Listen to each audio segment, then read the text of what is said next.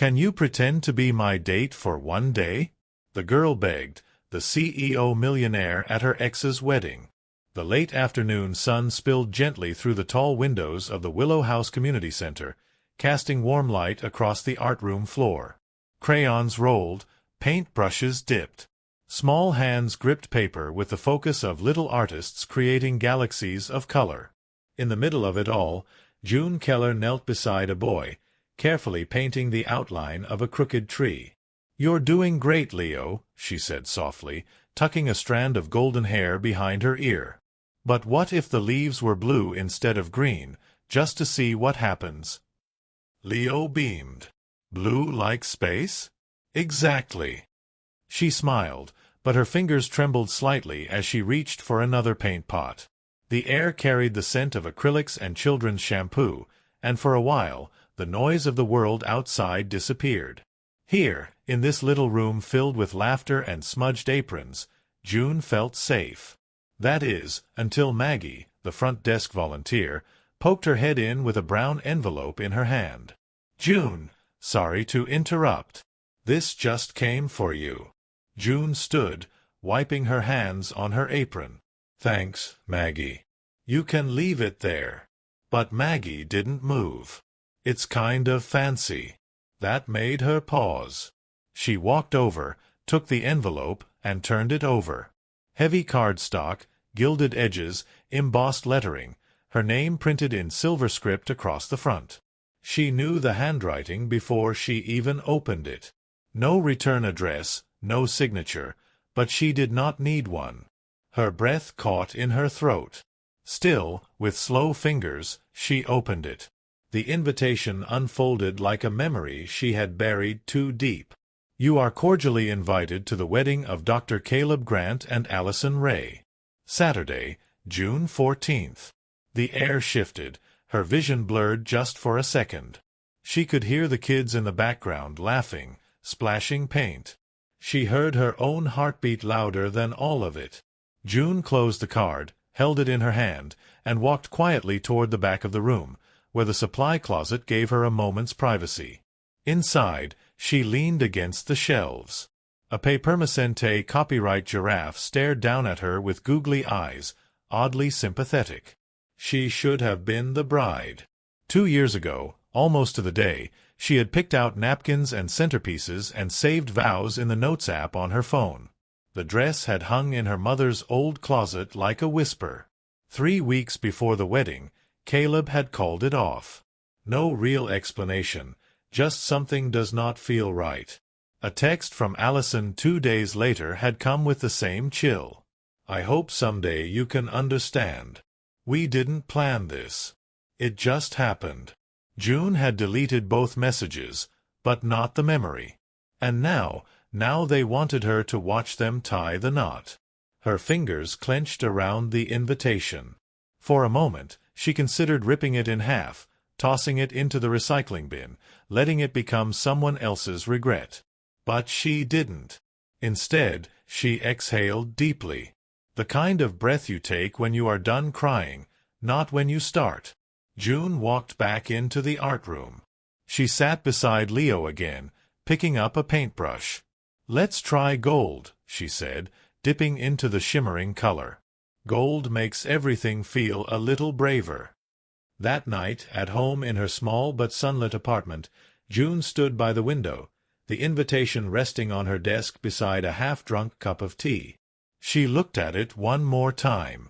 She did not want revenge. She did not want to show off or make a scene. She just needed to walk into that chapel, head high, spine straight, heart intact, not to reopen the wound, but to close it properly. She slipped the invitation back into the envelope and placed it gently in her drawer. She would go, not for them, but for herself. The gallery buzzed softly with the sounds of polite conversation, champagne glasses clinking, and string music echoing from a nearby trio. Canvases lined the walls of the small venue downtown, most of them painted by children from community art programs, vibrant, uneven, bursting with emotion. June Keller stood near a display labeled Brushes of Hope, where 10 small paintings hung proudly. Each One was signed by a child from the orphanage where she volunteered. She wore a soft ivory dress, her blonde hair pinned back loosely, and held a program list in her hand. Half reading, half people watching. This fundraiser was supposed to be simple. Show up. Help explain the stories behind the art. Smile politely, nothing more. But fate, as it often does, had other plans. As she turned to adjust a frame that was tilting sideways, the painting by little Emma, a bright explosion of purple flowers, slipped from its hook and fluttered to the ground.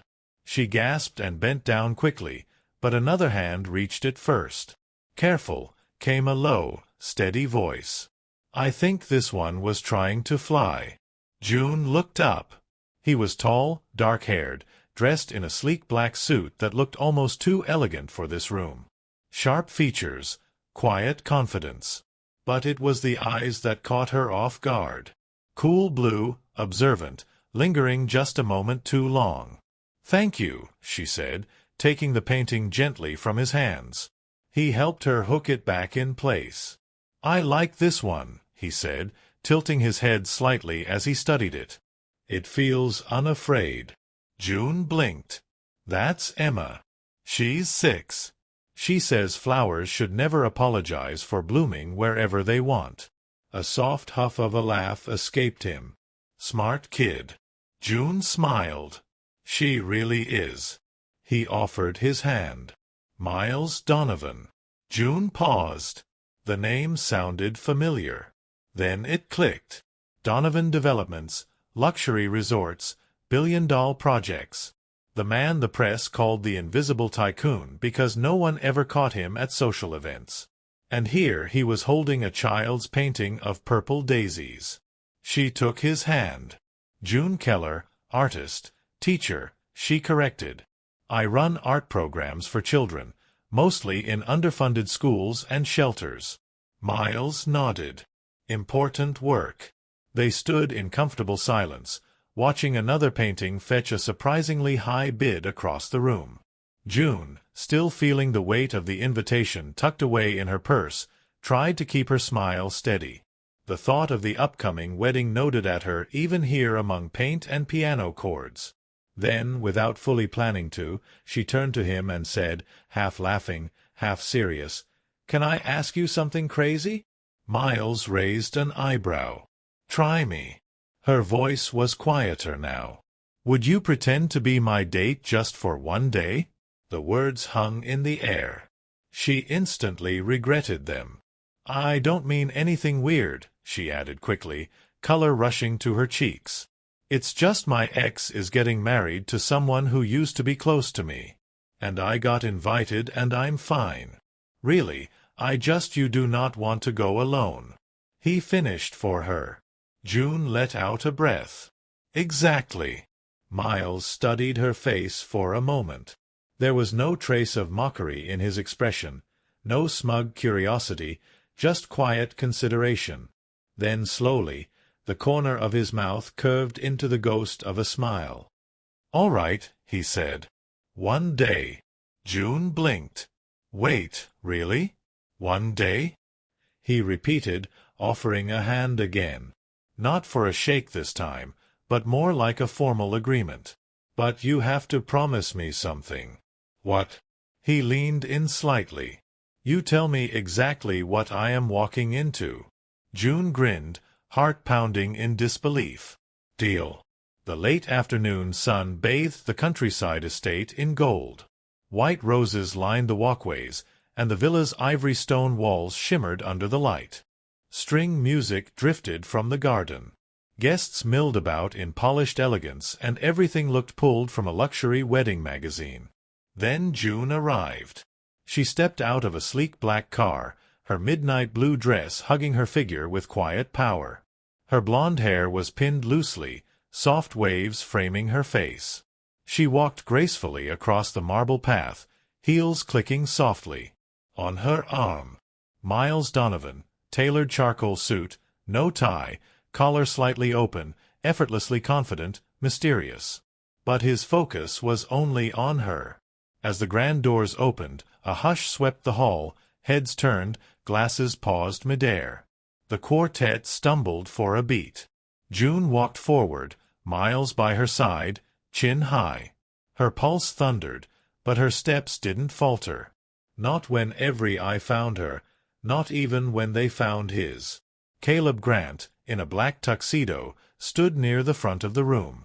Beside him, in a fitted lace gown, stood Allison Ray, June's former best friend, his new bride. Allison's smile slipped barely. But June saw it. A flicker of something. Shock, unease, beneath the veil of perfection. Caleb. His eyes locked onto June like a man seeing a ghost, like memory had taken shape and walked through his new life. June gave them a cool, unreadable smile, then turned to sign the guest book. Miles rested his hand lightly on the small of her back, steady, grounding. He leaned in, barely audible. "Is this how weddings normally feel?" she whispered. "What do you mean?" "The staring, the tension, the drama." June smirked. "You're the mystery billionaire. They're staring at you." He glanced around. "No, they're staring at the woman who just rewrote her story the second she walked through the door." She looked away, smile faltering. Her gaze drifted toward the altar. The ache was still there. Not love, just history. The ceremony took place in the garden.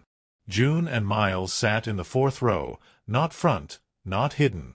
The bride walked under a white floral arch. Caleb stood waiting, lips stiff, eyes wandering. Not toward Allison. June noticed. So did Allison. After vows were exchanged, the celebration moved inside. Chandeliers lit the ballroom. Gold-rimmed glasses clinked. Music swirled around them. But June felt far away from it all. She barely touched her drink, barely spoke, just watched. Watched as the life she once imagined unfolded without her. At their table, Miles leaned closer. "If I didn't know better, I'd say someone regrets letting you go." June gave a small sigh. "That's not what this is about." "I know." He paused. "But you look like the chapter he never finished."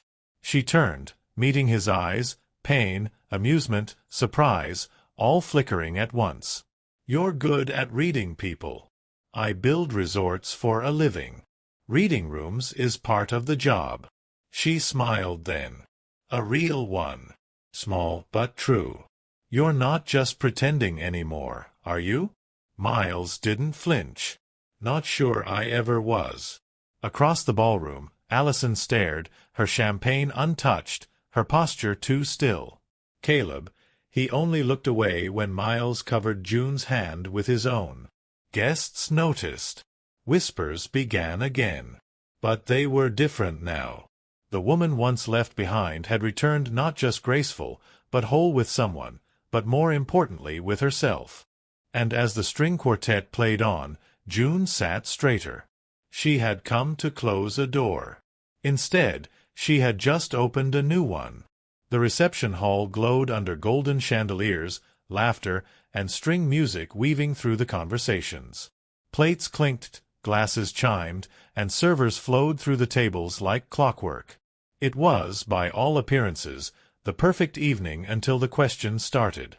June and Miles were seated at table 7, close enough to the head table to be noticed, but not quite enough to be included. Still, they had attracted attention all night. A woman in a sequined champagne dress leaned toward Miles, smiling with polite curiosity. "So, what do you do, Mr. Donovan?" Miles's fork paused briefly midair before he smiled, calm and unreadable. "I work in development." "Development?" she echoed. "Tech, real estate, both," he replied smoothly, his tone casual, but clearly uninterested in elaborating. "Mostly quiet projects. I try to keep a low profile." A few guests nearby exchanged glances. June gave him a look as if to say, "You do not have to answer," but he only offered her the faintest smile in return. Then from 2 seats over, a voice cut through the table with sharp precision. "Interesting, Caleb said, swirling his wine glass. Low profile, yet somehow making quite the impression tonight. June stiffened, her shoulders tightening. Miles turned to him slowly, his expression unreadable. "You have a point?" Caleb shrugged, the corners of his mouth lifting into something too close to a smirk. "Only that not all attention is earned. Sometimes it is bought or borrowed." June's breath caught. The table grew quiet. Caleb's eyes flicked toward June. I suppose anyone can show up with a +1. Say there's someone important. And suddenly, everyone believes it. Miles, June began softly, but he gently squeezed her hand under the table.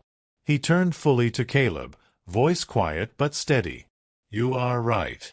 Anyone can bring a date to look important, just like anyone can keep a fiancé to look committed while sleeping with her best friend." The words hit the table like glass shattering. Silence. Even the violinist paused a beat too long before continuing the music. Caleb's face drained of color. June blinked. "What?" Miles kept his gaze locked on Caleb. 3 weeks before the wedding, you were already seeing Allison.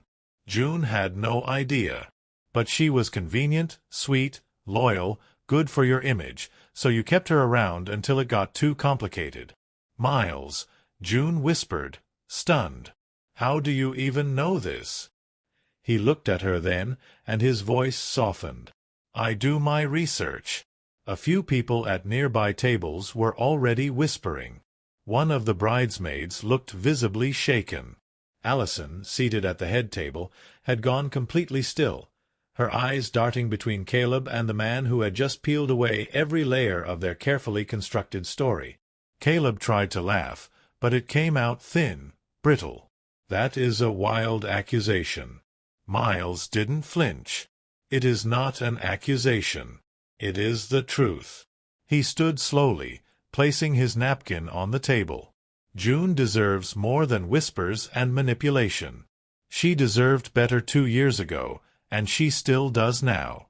Then, turning to June, he extended his hand. "Come on, you do not owe this room anything."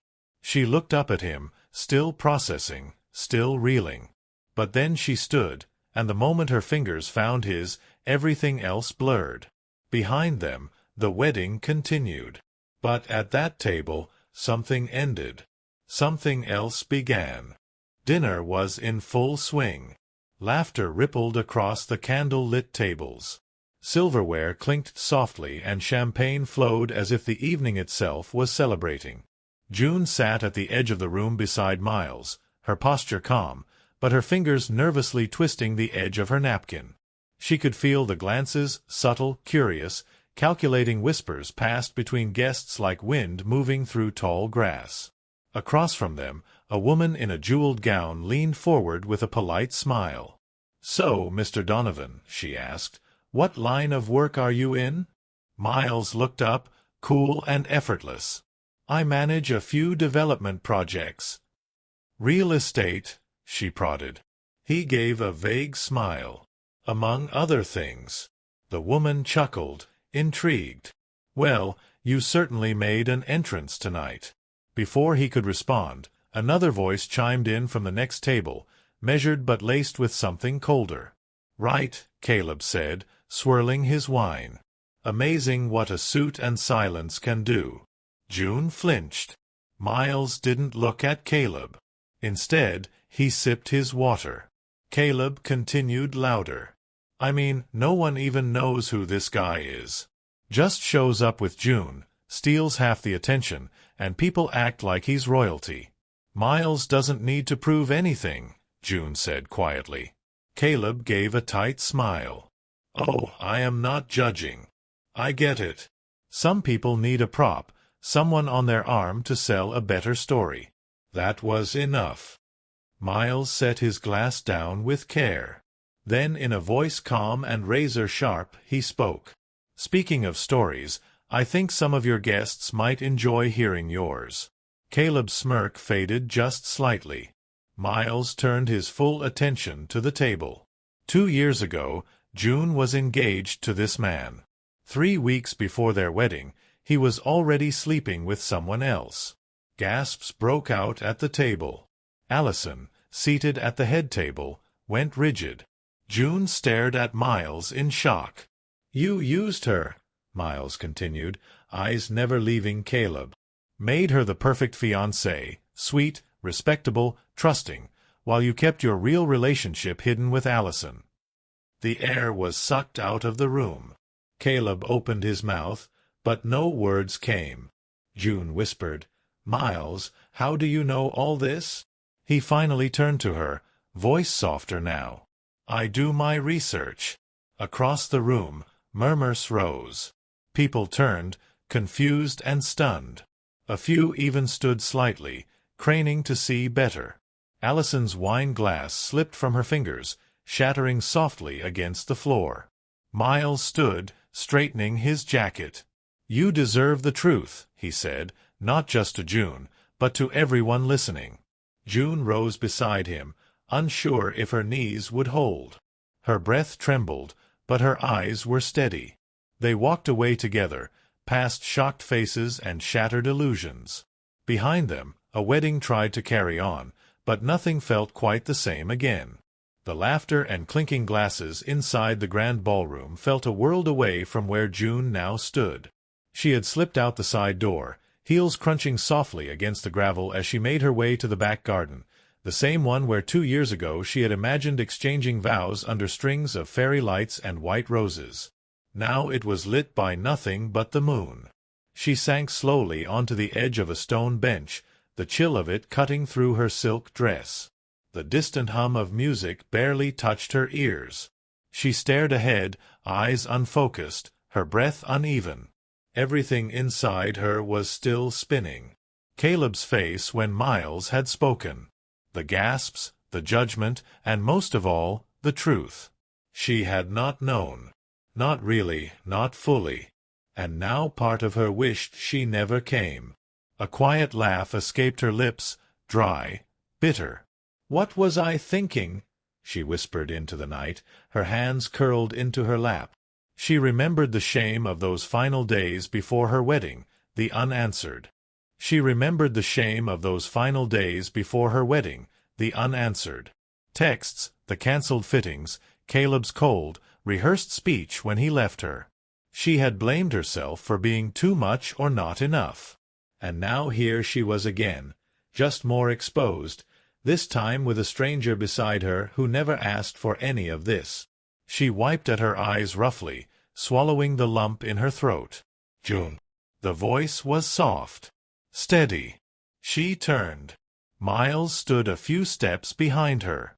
His tie was loose, jacket unbuttoned, but his posture was still firm, still grounded, as if nothing that happened inside had shaken him. She opened her mouth. "I'm sorry," she blurted. "You did not sign up for this."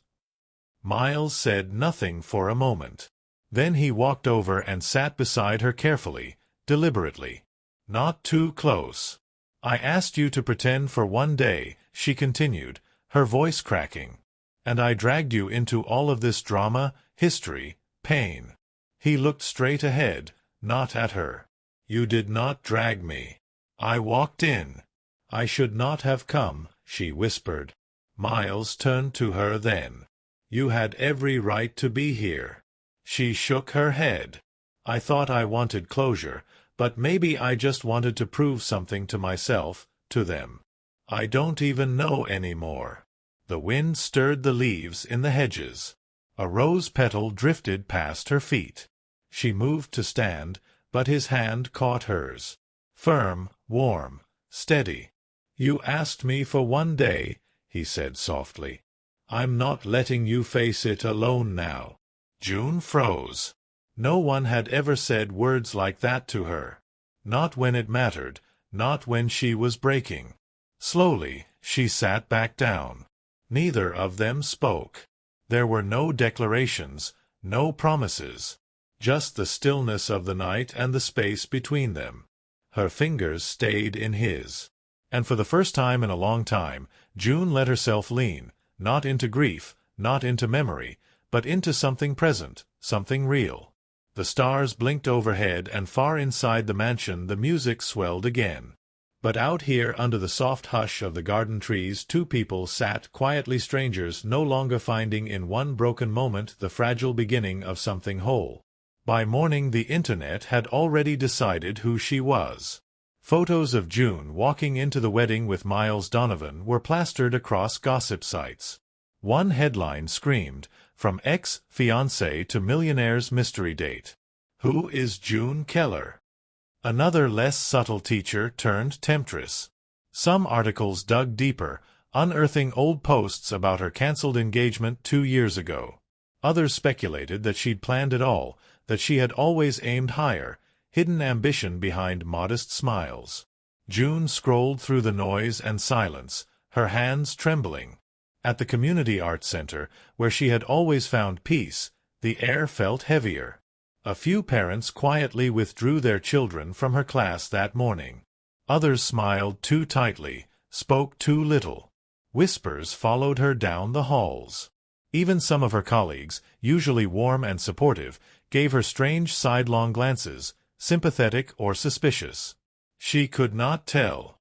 By lunchtime, June had packed up her supplies, walked into the director's office, and slid a folded letter across the desk.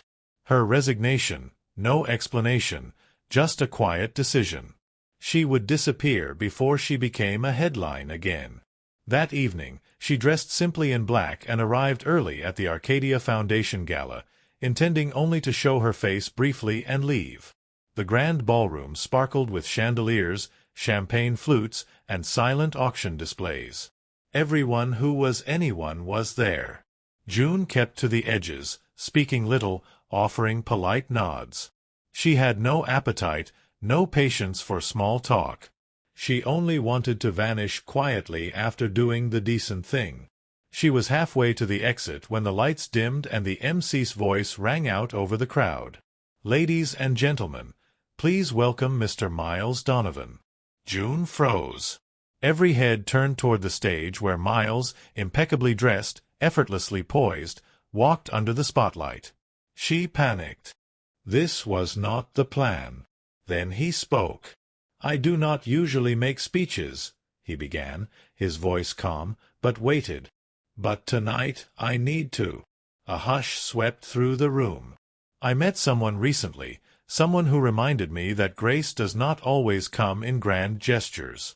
Sometimes it walks in quietly, holding its own pain, but still choosing to be kind." People shifted in their seats.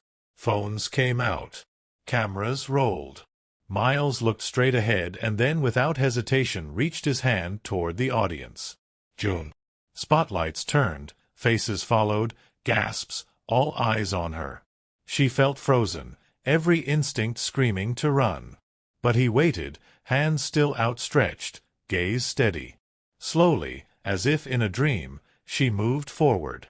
Her heels clicked softly against the marble floor until she reached the stage. He took her hand. "She didn't just walk into my life," Miles said, eyes not leaving hers. "She reminded me what living feels like." He paused. The room held its breath. "She didn't just save the night. She saved me." For a moment, nothing. Then applause. Tentative at first, then growing, rising into a standing ovation. June blinked through the lights, barely able to breathe. But beside her, Miles's grip was sure warm. That night, the headlines changed. "A healing kind of love." The real story behind the woman in black, not a scandal, a second chance. The healing couple, one Vietnamese blog called them, the healing pair. And for the first time in 2 years, June did not feel like someone who had been left behind. She felt like someone who had been chosen to stay. 1 year later, June Keller no longer walked hospital halls. She had not returned to teaching at the Art Center either. Instead, she had built something entirely new, small, warm, full of color. It started with an old warehouse space near the edge of town, donated quietly by Arcadia Developments. June turned it into a free community art studio for underprivileged children, a place where kids could paint on the walls, leave handprints on the doors, and dream without permission. There were no uniforms, no schedules, just light pouring through wide windows and laughter echoing across drying canvases. She called it the color room. Every Tuesday and Thursday, June sat cross-legged on the floor with paint-stained jeans, showing 6-year-olds how to mix green from blue and yellow.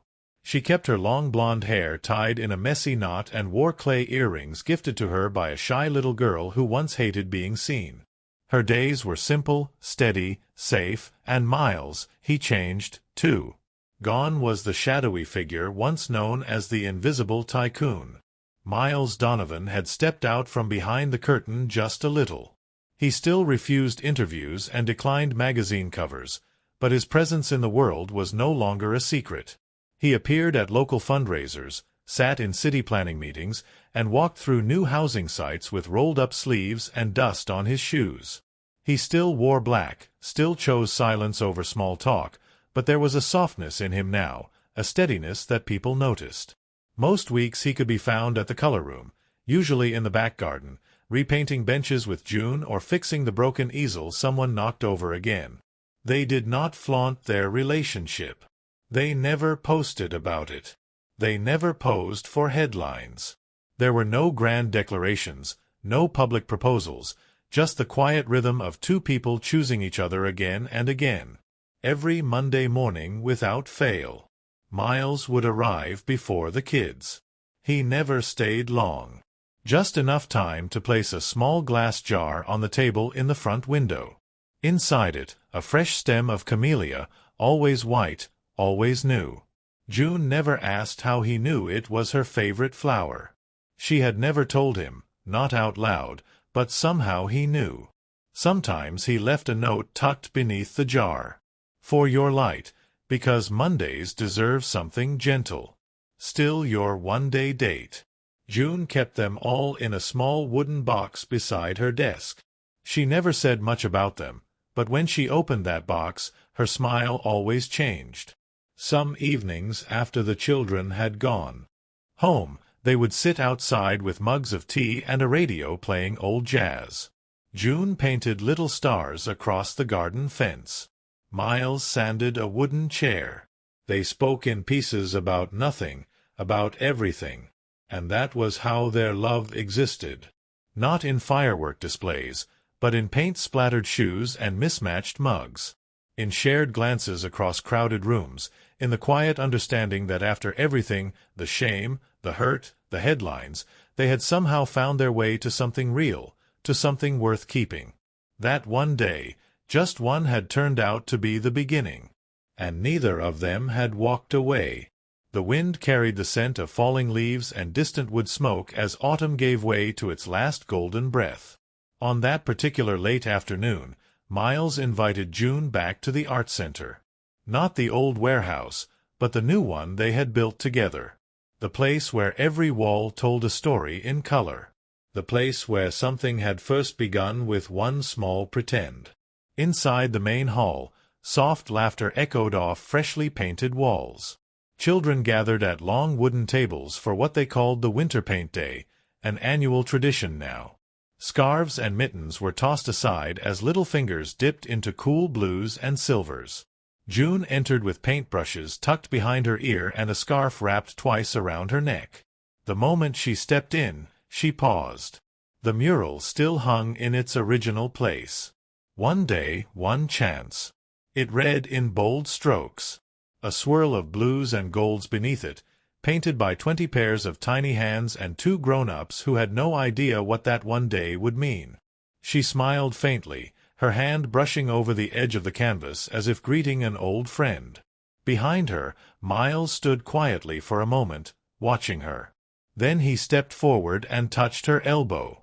"There's something I wanted to say here," he said softly, his voice almost swallowed by the laughter of children. She turned toward him, but before she could respond, he dropped to one knee. The room went still. The children froze in mid-paint, mouths open.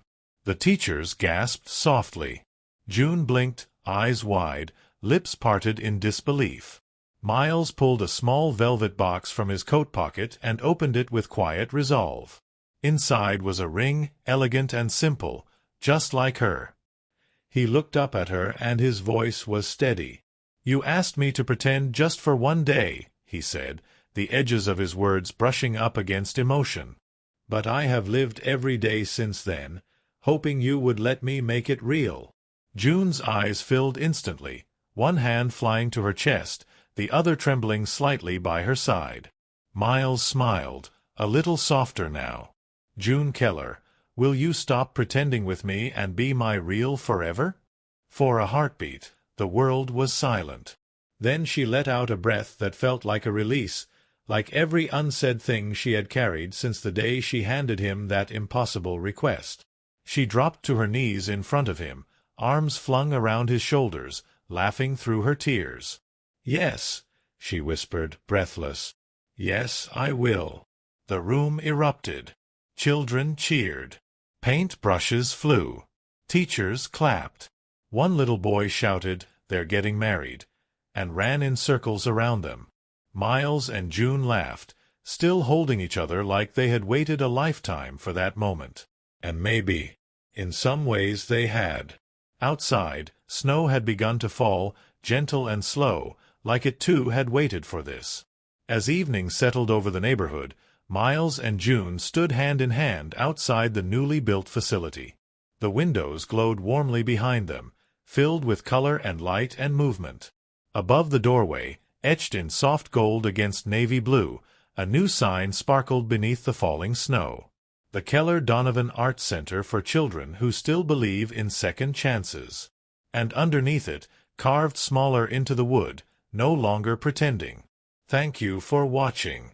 Can you pretend to be my date for one day? A story that began as a favor and turned into something real. Sometimes one brave question can change everything. If this touched your heart, hit the hype button and subscribe to Soul-Stirring Stories for more tales of love, healing, and second chances. Until next time, stay kind, stay brave, and remember, one day can change a life.